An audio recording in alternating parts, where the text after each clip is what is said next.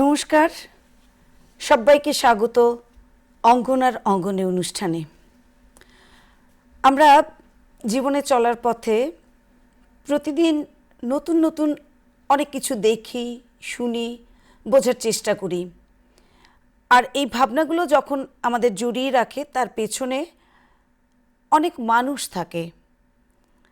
সেই মানুষগুলোর জীবনে উত্থান পতন যেমন থাকে তেমনি থাকে তাদের নানা রকম কাজকর্ম।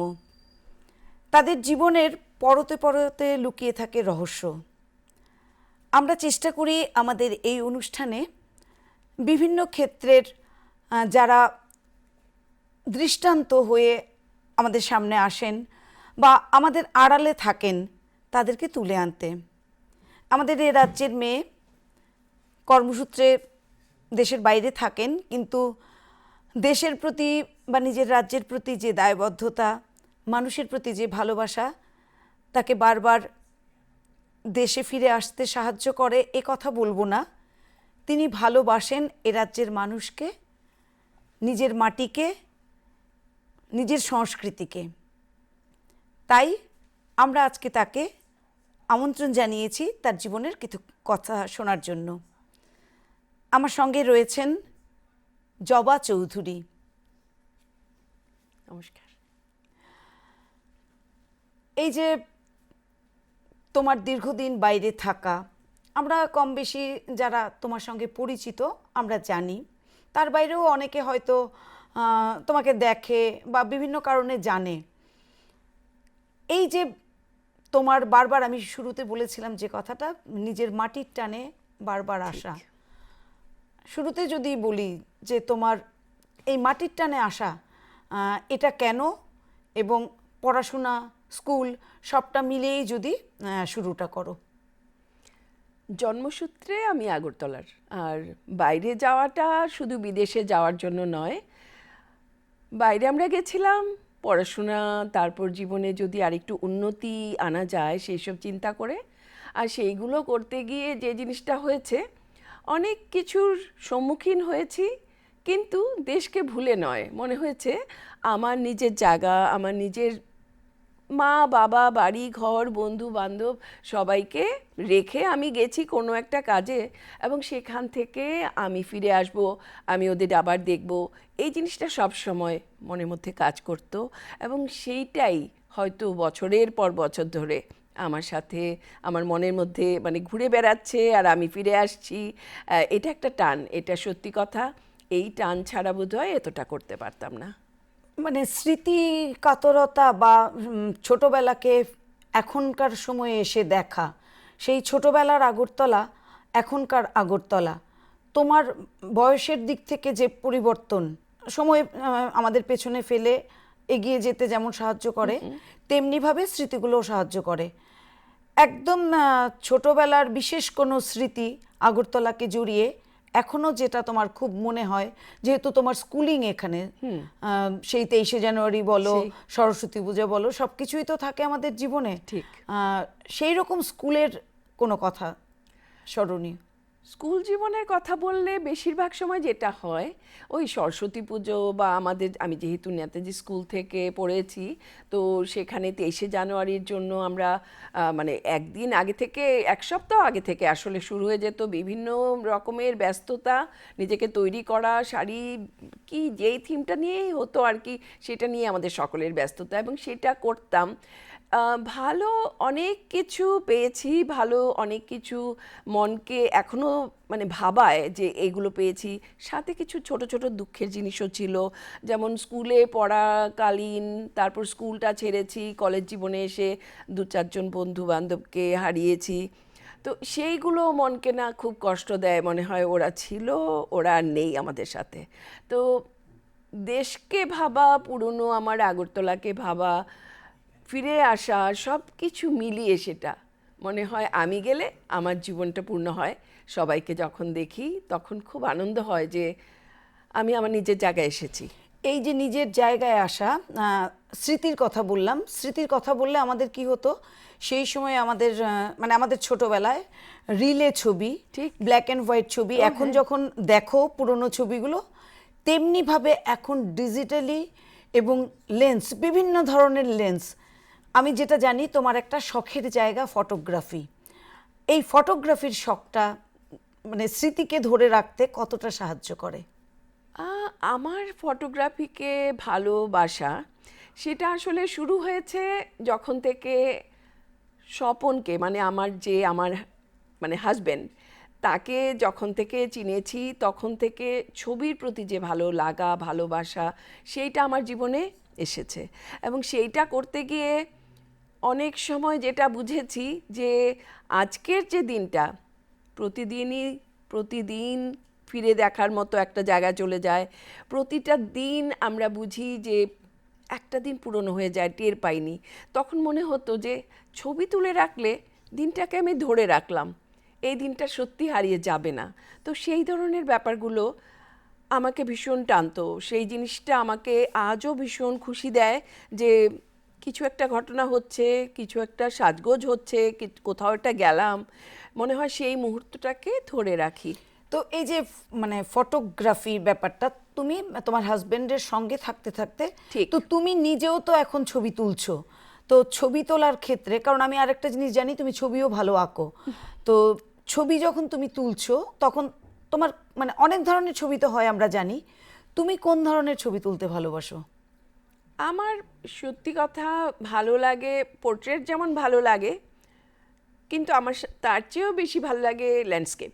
মনে হয় কোথাও নতুন একটা জায়গায় গেলাম এবং সেই নতুন জায়গাটিতে গিয়ে আমার যে জিনিসটা মনে হয়, জায়গাটা তো একবার চলে যাব ছেড়ে, তারপর কি মনে থাকবে, এত সুন্দর জায়গাটা কি হারিয়ে যাবে, এরকম কিছু একটা আসে মনের মধ্যে। এবং সেই জায়গাগুলোকে, সেই বিউটিটা ধরে রাখার জন্য আমার মনে হয় ছবিটা হচ্ছে বেস্ট। আমি একবার ছবিটা তুলে নেই, আমার মনে হয় ছবিটা তুলে নিয়েছি মানে ওই জায়গার স্মৃতিটা আমার সাথে রয়ে গেল। এই যে বিভিন্ন জায়গায় যাচ্ছ, কারণ আমি জানি তোমরা টিম করেও ওয়াইল্ড লাইফ ফটোগ্রাফি যেটা সেটা করো, এবং তোমার হাজবেন্ড মানে ওয়াইল্ড লাইফ ফটোগ্রাফির ক্ষেত্রে একটা বিশেষ জায়গায় পৌঁছে গেছেন। তো তোমার কখনো মানে ওয়াইল্ড লাইফ ফটোগ্রাফির ক্ষেত্রে ওগুলো তো ক্যাম্প করে বিশেষ ধৈর্য বা অনেক কিছুভাবে নিজেকে তৈরি করতে হয়, যে ক্যামেরা শাটার টিপলাম তা নয়, না, এই তৈরি করার ক্ষেত্রে নিজেকে কিভাবে তৈরি করেছো, এবং ছবি তোলার ক্ষেত্রে কি কি নিয়ম মানো বা মেনটেন করতে হয়, যেটা একটা দেখা জিনিসকে খুব ভালো ছবিতে রূপান্তরিত করতে পারে? আমরা যখন থেকে আফ্রিকা ভ্রমণটা শুরু করেছি, সেটা না একটা অন্য রকম বেড়ানো, অন্য রকম ভ্যাকেশন। আফ্রিকা যাওয়া মানে হলো সাজগোজের যাওয়া নয়, যে খুব সুন্দর করে জামা কাপড় গুছিয়ে নিয়ে নিজে প্যাক করে নিলাম, গিয়ে সাজবো গুজবো, সেই সব ব্যাপার নয়। বরং বলা যায় এর উল্টোটা। সেখানে খুব সাদামাটা রঙের জামা কাপড় পরতে হবে, সেফ হতে হবে, লম্বা প্যান্ট ট্যান্ট এগুলো পরলেই নিজের জন্য সেফটির জন্য অনেকটা সেইভাবে ভালো হয়। আর তাছাড়া জুতো সেরকম পরতে হবে যেন বুট টাইপের, মানে ঢেকে থাকে, কারণ কেউ তো জঙ্গলে কি থাকবে, কি ভয়ের ব্যাপার আছে, সবটাও তো জানা যায় না। তো সেই কারণে আফ্রিকা ভ্রমণটা হচ্ছে আমাদের জন্য অন্য রকমের একটা ট্রেনিং। প্রথমবার আমরা যখন গেলাম 3 মাস আগে থেকে আমরা দিনে 2বার করে বিভিন্ন রকমভাবে নিজেকে ট্রেন করতাম, এক্সারসাইজ করা, রান করা। কারণ হচ্ছে সকাল থেকে ভোর থেকে সন্ধ্যা, মানে যখন রাত অন্ধকারটা হয়ে যায় ততক্ষণ আমরা বিভিন্ন রকমভাবে সাফারি, যে গেম ড্রাইভ করা, গেম ড্রাইভ মানে তো হলো পশু নিজে কি করছে সেই পশুকে ফলো করে করে তার জীবনটাকে বোঝা। হ্যাঁ, সে যে ধরো সে যখন খাবার খুঁজছে তখন ওর তার শিকার, হ্যাঁ, চলাফেরাটা, ওর শিকার যে করা সেইটা দেখা। এবং শিকার করাতেই তো শেষ নয়, সে কিন্তু তার পরিবারকে সেই খাবার দাবারগুলো তুলে দিচ্ছে, তো সেই জিনিসগুলো দেখা। তো সেইটার জন্য তারপরে নিজেকে ধরো তৈরি। বাচ্চাটাকে যখন রেস্কিউ করছে বা আদর করছে, প্রত্যেকটা মোমেন্টকে ধরা। একদম। আচ্ছা, তুমি আফ্রিকার কথা বললে, এই দীর্ঘ এত বছর ফটোগ্রাফির পৃথিবীর কোন কোন দেশে গেছো, সেই গল্পগুলো শুনবো, এবং তার সঙ্গে শুনবো এক্সাইটিং মুহূর্তের কথা। আমার বিভিন্ন ওই বলে না যে মানুষের বানানো সুন্দর শহর বা এই ধরনের জিনিসগুলো তো আগে খুব টানতো, সত্যি কথা। বিভিন্ন দেশ ঘুরে, হ্যাঁ, কত বড় বিল্ডিং দেখা, বা বিভিন্ন দেশের যে সংস্কৃতি সেইটা আমাকে খুব টানে। বিভিন্ন দেশের সংস্কৃতির মধ্যে মানে আমাদের সাথে পার্থক্যটা কি সেইটা জানতে খুব ভালো লাগে। কবে থেকে ওদের হলো, সেটা কবে থেকে ওরা শুরু করেছে, ওদের জামা কাপড়, ওদের খাবার দাবার, হ্যাঁ, বা ধরো ওদের নাচ গান, এইগুলো আমার খুব ভালো লাগে। এবং সেইগুলো আমরা অনেকবার মানে ভাষাকে ছাড়িয়ে তখন সাইন ল্যাঙ্গুয়েজটাও কাজ ঠিক করে। ঠিক ঠিক ঠিক অনেক দেশেই গেছি যেখানে ইংরেজিটাও কাজ করে না। মানে আমি তো ওর দেশের ভাষা জানবই না, সেটা ধরেই নিলাম, কিন্তু ইংলিশে কথা বললেও যে ওরা বোঝে তাও নয়, তো সেরকম আমি অনেক। যেটা তোমাকে আবার ধরিয়ে দেব যে তুমি দেশগুলোর নাম বলো, কোথায় কোথায়, আফ্রিকা তো বললে, এছাড়া হ্যাঁ। পৃথিবীর কোথায় কোথায় ছবি আফ্রিকার তুলেছো? আসলে আমি 3টে দেশে গেছি, উগান্ডা, তানজানিয়া আর কেনিয়া। আরও কিছু দেখার অনেক ইচ্ছে আছে, কিন্তু ওই পশুদের দেখার যে আগ্রহটা সেটা থেকে বেরোতে পারছি না। বিশেষ করে আমার থেকেও বেশি আমার হাজবেন্ড, সে ভীষণভাবে চায় যে পশুগুলোকে যেন একদম ভালো করে চেনে। হ্যাঁ, তো সেই রকম করতে গিয়ে আমরা অ্যাম্বোসেলিতে আমাদের সাথে বলা উচিত যে পরিচয় হয়েছিল ক্রেগের। ক্রেগ হচ্ছে আফ্রিকার একটা সবচেয়ে বড় হাতি, এবং সেই বড় হাতিটির সাথে 4 বছরে আমাদের যে একটা সখ্যতা গড়ে উঠেছিল সেইটা সত্যি কাউকে বলে বোঝানোর নয়। মানে 4বার গেছো ওখানে? হ্যাঁ, এইবারও আমাদের প্ল্যান আছে, এটা আমাদের 5ম বারের, মানে মানে কেনিয়া কেনিয়া যাওয়া হবে আর কি। আচ্ছা, এখানে পরে আসছি। তুমি তো আফ্রিকার 3টে দেশের কথা বললে, এছাড়া ইউরোপ বা হ্যাঁ। পৃথিবীর অন্যান্য দেশে শুধুমাত্র তো ওয়াইল্ড লাইফ ফটোগ্রাফি না, না, না। এমনিতেও যাও। এবং ভারতবর্ষের তোমরা যখন আসো প্রতি বছর, সঙ্গে জানি বিভিন্ন জায়গায় তোমরা একটা ট্রিপ থাকে। হ্যাঁ। সেগুলো একটু বলো, কোন কোন দেশে গেছো? এই জুলাইতে আমার বহুদিনের একটা স্বপ্ন ছিল নরওয়ে দেখার, যেটাকে বলে নিশীথ সূর্যের দেশ, যেটা আমরা ছোটবেলা পড়েছি, অনেক জেনেছি, কিন্তু ওই দেশটাকে দেখবো সেইটা তো হয়ে ওঠেনি। এইবার আমরা নরওয়েতে গেছি, এবং নরওয়েতে গিয়ে মুগ্ধ হয়েছি একটা জিনিস দেখে। বই পড়া, বই থেকে জানা, অবশ্যই সেটা একটা বিশেষ পথ, কিন্তু যখন গেলাম এই যে সামারটা, তখন দিন রাত 24 ঘন্টা মাথার উপর সূর্য ঝকঝকে, মানে একটা দিন চলে যাচ্ছে বোঝার কোনো উপায় নেই। শুধু ঘড়ি দেখে, হ্যাঁ, এম থেকে পিএম এ যাও, ঠিক, পিএম থেকে ঠিক। এম। ঠিক কথা। এবং মনে হলো যেন ঘড়ির সাথে তাল মিলিয়ে দিনটা যাচ্ছে না, মনে হচ্ছে সেই তো সকালবেলা বেরোলাম, বিকেলেও মনে হচ্ছে আমি তো সকালবেলাতেই আছি, দুপুরবেলাতেই আছি, কিন্তু পরে বিভিন্ন রকম ফেরি এগুলো ঘুরে ট্রিপ টিপ নিয়ে এসে তারপর দেখি যে রাত 1টা বাজে, ঝকঝকে রোদ।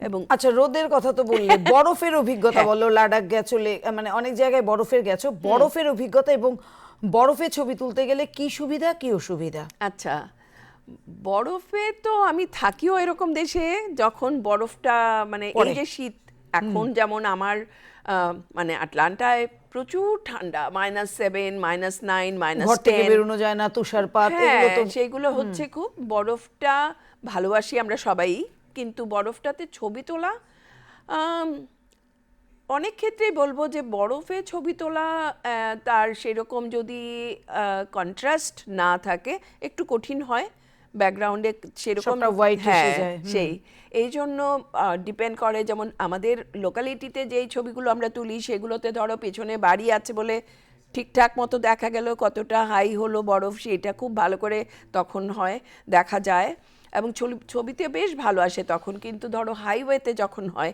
তখন তো প্রচন্ড মানে এটা তো ভয়ের তোমার হয়ে যায়। আটলান্টার কথা। এর হ্যাঁ, বাইরে বরফের কোথায় এর গেছো? বাইরে যেমন এইবারই আমরা লাদাখ গেলাম। লাদাখের বিভিন্ন অঞ্চল যেগুলোতে ধরো একদম নদীও ইসে হয়ে যায়, স্নো বা হ্যাঁ বরফ হ্যাঁ হয়ে যায়। একদম একদম ঢেকে আছে, সেরকম স্নোতেও আমরা দাঁড়িয়ে অনেক হাঁটাহাঁটি, তারপর ওখানে ছবি তুললাম। কিন্তু কথা হলো বরফের উপর ড্রাইভ করাটা তো চিরকালই ভীষণ ভয়ের, এবং সেই কারণে লাদাখ কিন্তু বন্ধ করে দেয় সেপ্টেম্বর মাসের 14 তারিখ থেকে। ওরা অফিসিয়ালি বন্ধ করে দেয় বাইরে থেকে পর্যটকদের যাওয়া, কিন্তু আমরা ঠিক তার আগে 2 দিন আগে আমরা বেরিয়ে চলে এসেছি আর কি, বন্ধ হওয়ার আগে। তো সেই সময় যে জিনিসটা হয়েছিল, কিছু কিছু এরিয়াতে বরফে ঢাকা ছিল, কিন্তু বেশিরভাগ জায়গাগুলো তখনও বেশ ভালো রোদে উজ্জ্বল, ঝকঝকে নীল আকাশ, জলের রঙও আকাশের মতো করে নীলে যেন কেউ সাজিয়ে রেখেছে এরকম পেয়েছি। খুব আনন্দে কেটেছে, কিন্তু বরফটা, তুমি যেহেতু বরফ নিয়েই কথা বলছো, ওখানে এক্ষুনি প্রচন্ড বরফের রিস্ক, হ্যাঁ বরফের ছবি প্রচণ্ড, তোলা। হ্যাঁ আচ্ছা, risk এই তো যে বটেই। এতদিন ধরে ছবি তুলছো, বিভিন্ন অভিজ্ঞতা, ধরো উগান্ডার জঙ্গল বা কেনিয়ার জঙ্গল, সিনেমায় দেখেছো একরকম, নিজেরা যখন যাচ্ছ অন্যরকম, এবং নিজেকে এই পরিবেশ পরিস্থিতির সঙ্গে মানিয়ে নেওয়ার জন্য নিজেকে তৈরি রাখা, একটা ছবির পেছনে 8 থেকে 9 ঘন্টা অপেক্ষা করা, বিভিন্ন ধরনের রোমাঞ্চকর অভিজ্ঞতা আছে, খারাপ অভিজ্ঞতা আছে, ফিজিক্যাল মেন্টাল সবটা মিলিয়ে বলো। বিশেষ করে বিভিন্ন দেশে ঘুরতে গেলে যেটা হয়, যেখানে জনবসতি আছে, যেটা শহর, সেই সব জায়গায় গেলে তো আমাদের কষ্ট কম এখন বুঝতে পারি, যখন আমরা শুরু করেছি মানে আফ্রিকায় যাওয়া শুরু করেছি। তো আফ্রিকায় যাওয়া যখন থেকে শুরু হয়েছে, তখন থেকে জানি যে বেড়ানো মানে হলো একটা কৃচ্ছ্রতা, এক সাধন যাকে বলে, যেটা হলো নিজেকে আগে থেকে ট্রেন করা, নিজেকে তৈরি করা একটা সময়ের জন্য। এবং সেখানে পশুরা আমাদের সামনে থাকবে, পশুদের আমরা মেইনলি দেখতে যাই। তো সেই জিনিসটা একেবারেই আলাদা বিভিন্ন দেশ, অন্য যে কোনো দেশের থেকে। তো অন্য যে কোনো দেশে আমরা যখন যাই, তখন ধরো আমরা জানি একটা রেস্টুরেন্টে ঢুকে গেলেই হলো, কিন্তু আফ্রিকাতে যখন যাই তখন সারা দিন ধরে খাবার কথা অনেক সময় মনেই করি না, কারণ কি খাবো। তারপর অনেক সময় আমাদের যে প্যাক করে লাঞ্চটা আসে, যারা গাইড এবং আমাদের ড্রাইভার গাড়িতে করে নিয়ে আসে, কারণ আমরা কখনোই পশুদের ফেলে আবার নিজের জায়গায় চলে যাব না, সেটা আমরা কখনোই করি না আর কি। মনে হয় যেন যতটা সম্ভব, যতটা বেশি সম্ভব সব থাকা যায়। চিতাবাঘ, তারপর মানে সিংহ, ওদের দেখি, ওরা কি করছে, কি করে শিকার করছে। তো এই কারণে বলবো যে আমরা যখন এই সব জিনিস দেখবো বলে যাই, নিজেদের মধ্যে নিজেদেরকে শিক্ষিত করি যে এইভাবে চলতে হবে। যেমন সকালে উঠে যতটুকুই আমরা ঠিকঠাক মতো খেয়ে নিই যেখানেই থাকি, কিন্তু সারা দিন ধরে খুব ভালো করে খেয়াল রাখি খুব বেশি জল যেন না খাই, মানে কারণ পানীয় আমরা- জাতীয় হ্যাঁ, জিনিস। কারণ বেশিরভাগ সময় যেটা হয়, হয়তো একটা খুব ভয়ের একটা জায়গা, এখানে অনেক পশুরা আছে, সেখানে কিন্তু ড্রাইভার আমাদের গাড়ি থেকে নামতে দেবে না। কাজেই আমাদের নিজেদেরকে খুব বুঝে চলতে হয় অনেক সময়। মানে এই জিনিসগুলো হ্যাঁ। সবসময় খেয়াল রাখতে হয় যে আমরা কিভাবে নিজেদের তৈরি করব। নিশ্চয়ই। তো এটা তো মানে ফিজিক্যাল ট্রেনিং এর একদম। প্রয়োজন আছে কি? ফিজিক্যাল ট্রেনিংয়ের এটা অনেকটাই মানসিক ব্যাপারও আছে। আমরা এত স্বাচ্ছন্দ্যে থাকি, স্বাচ্ছন্দ্যে অভ্যস্ত হয়ে যাই যে অনেক সময় মনে হয় এই তো একটু জল পিপাসা পেয়েছে মানে এই কেউ তো আমাকে জল দাও তো, বা নিজে গিয়ে নিলাম। কিন্তু ওই ট্রিপগুলোতে সেই সব ভাবার কোনো মানে ইচ্ছাটা আসাই উচিত এমন না। কোনো অভিজ্ঞতার কথা বলো হ্যাঁ। যেটা মানে তোমার কাছে, মানে তোমাদের টিমের কাছে বা ব্যক্তিগতভাবে তোমার কাছে খুব ভয়ের ছিল, খুব রোমাঞ্চকর ছিল, মানে ফিরে আসাটা। ছবি তুলতে গেলে একটা প্রাণীকে যার জন্য অপেক্ষা করছো তাকে পেলে আনন্দ হয়, সেটা আমরা জানি, না পেলে মন খারাপ হয়। এর বাইরেও তো অভিজ্ঞতা আছে, আছে। নিজের প্রাণ নিয়ে ফিরে আসা বা সমস্ত কিছু মিলিয়ে ওইরকম রোমাঞ্চকর কোনো অভিজ্ঞতা? হ্যাঁ, আমরা যখন উগান্ডাতে গেছি, সেটা একটা বিশেষ কারণে উগান্ডা গেছিলাম। শুধু বাঘ, সিংহ ওইসব দেখবো বলে নয়, উগান্ডা এর বিখ্যাত ব্যাপার হলো যে ওখানে ট্রেকিং হয়। হ্যাঁ, গরিলা ট্রেকিং। গরিলাদেরকে মানে ওরা কোথায় আছে সেইটা ভেবে নিজে হেঁটে যেতে হয় সেই সব পাহাড়ে। কখনো পাহাড় বললেই তো আমরা ভীষণভাবে ভাবি যে উঠতে হবে, তাই তো? কিন্তু সবসময় তা নয়। এইটা হচ্ছে আমাদের একটা অভিজ্ঞতা, যখন পাহাড়ে চড়তে হবে বা কত দূর হাঁটতে হবে, কত উঁচু নিচু, সেইগুলো নিয়ে কথা হচ্ছে। সেই সময় আমরা আসলে ওখানে গিয়ে বুঝলাম যেমন 800 ফিট নিচে যেতে হয়েছে আমাদেরকে, এবং সেইগুলো কি কোনো পথ নেই, জঙ্গল এবং গাছপালা ভেঙে যারা আমাদের সাথে গাইড ছিলেন ওরা বিভিন্ন জায়গা কেটে রাস্তা মানে একটুখানি পা রাখার জায়গা বানিয়ে দিচ্ছে। সেই রকম করে আমরা গরিলা ট্রেকিং করেছি, যেখানে সিলভার ব্যাক, যেটা এত বিখ্যাত পৃথিবীর, এই গরিলা ট্রেকিংটা আমরা করেছি। করতে পেরে ভীষণ খুশি। আমরা যখন গরিলাদের সামনে গেছি, সেটা অনেকটা 10-12 ফিট দূরে বিশাল সব গরিলারা দাঁড়িয়ে আছে, ওদের পরিবার নিয়ে, ওদের এইটুকু বাচ্চা নিয়ে। মানে এটা একটা অসম্ভব, কি বলবো, এই খুশির কোনো নেই। যখন আমরা এত কষ্ট করে গিয়ে এদের দেখলাম, মনটা ভরে গেল। খারাপ অভিজ্ঞতা? হ্যাঁ, খারাপ অভিজ্ঞতা সেই রকম ভাবে খুব খারাপ অভিজ্ঞতা হয়নি, কিন্তু এই জিনিসগুলো খারাপ করতে মানে গিয়ে মন খারাপের অভিজ্ঞতার কথাও বলবো। আচ্ছা, হ্যাঁ, এগুলো ফেলে যখন আমরা চলে আসি তখন কিন্তু খুব মন খারাপ হয়। তার মধ্যে রিসেন্টলি যেটা হলো, আমাদের অতি প্রিয় একটি হাতি যার নাম ক্রেগ। ক্রেগ হলো আফ্রিকার, ক্রেগ হলো বলবো না, ছিল। কারণ এই গত মাসে ক্রেগকে আমরা হারিয়েছি। ক্রেগকে যখন হারিয়েছি তার বয়স হয়েছে 54 বছর।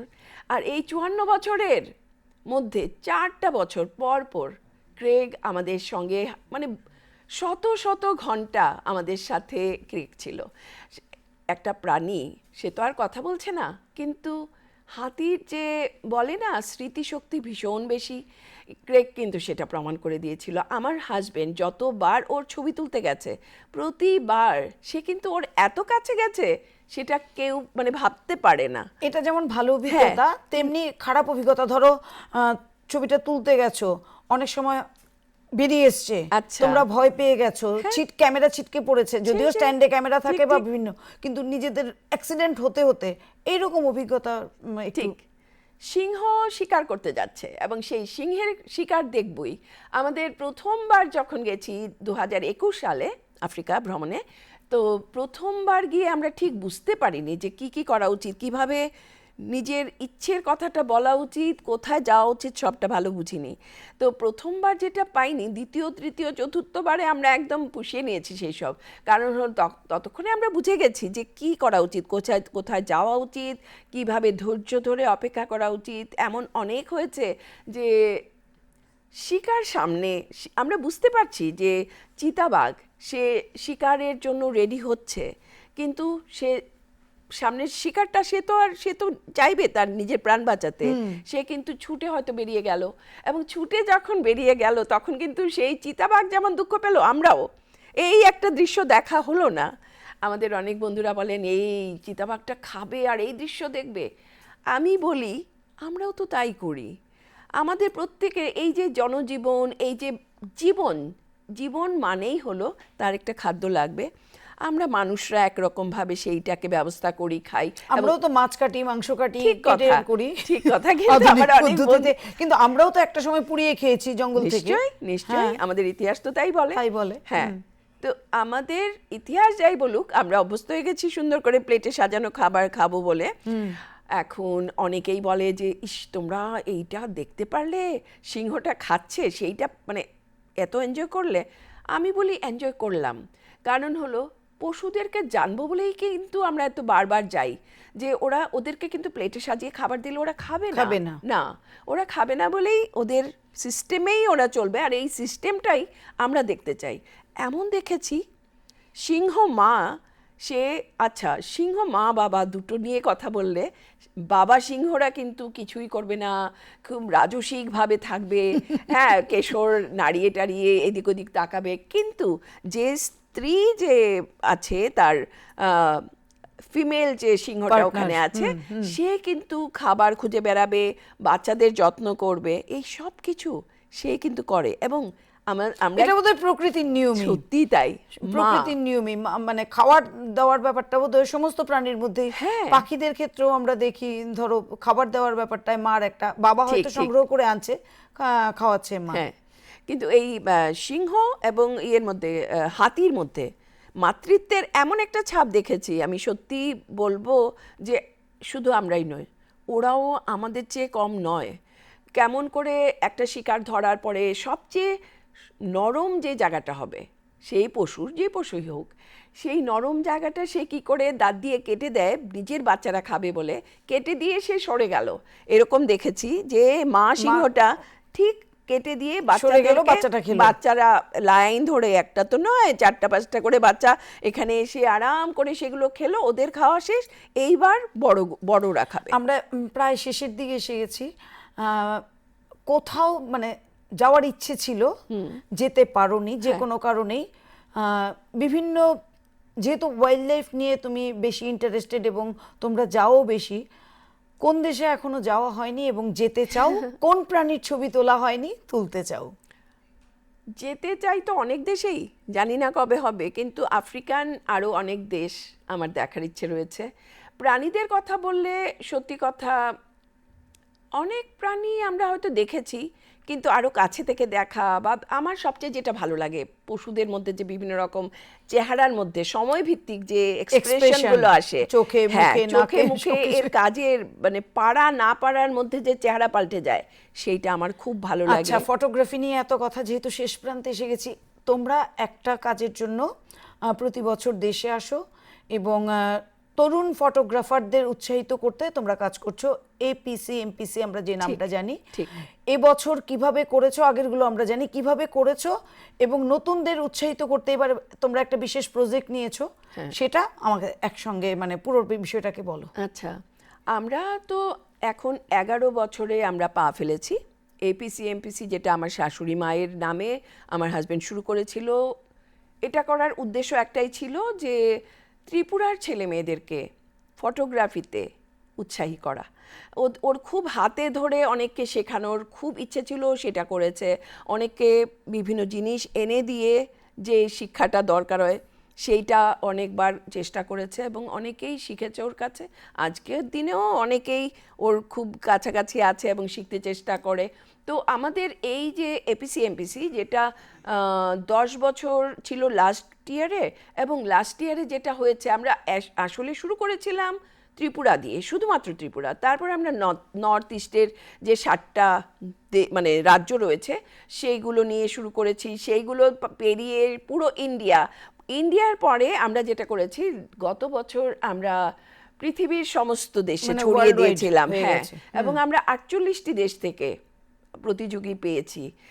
এখন প্রতিযোগী পেয়েছি ঠিকই, আমাদের সমস্ত ভালো যে পুরস্কারগুলো আছে পৃথিবীর অন্য প্রান্তের লোকেরা মানে নিয়েছে। রাজ্যে থাকছে না, তোমরা যেটা চাইছিলে সেটা হচ্ছে না, বাইরে চলে যাচ্ছে। ঠিক ঠিক ঠিক। তো আমাদের এখনো আমরা প্রতি মাসে আমরা একটা করে মান্থলি কম্পিটিশন রাখছি, বিভিন্ন থিম বেসড এগুলো করছি, এবং এতে ছোট করে পুরস্কার থাকে প্রতি মাসেই, সেটা হচ্ছে। কিন্তু এই বছরটা আমরা এখনো নতুন করে যে অ্যানুয়াল যে কম্পিটিশনটা হয় সেটা নিয়ে ভাবনাটা শেষ করিনি।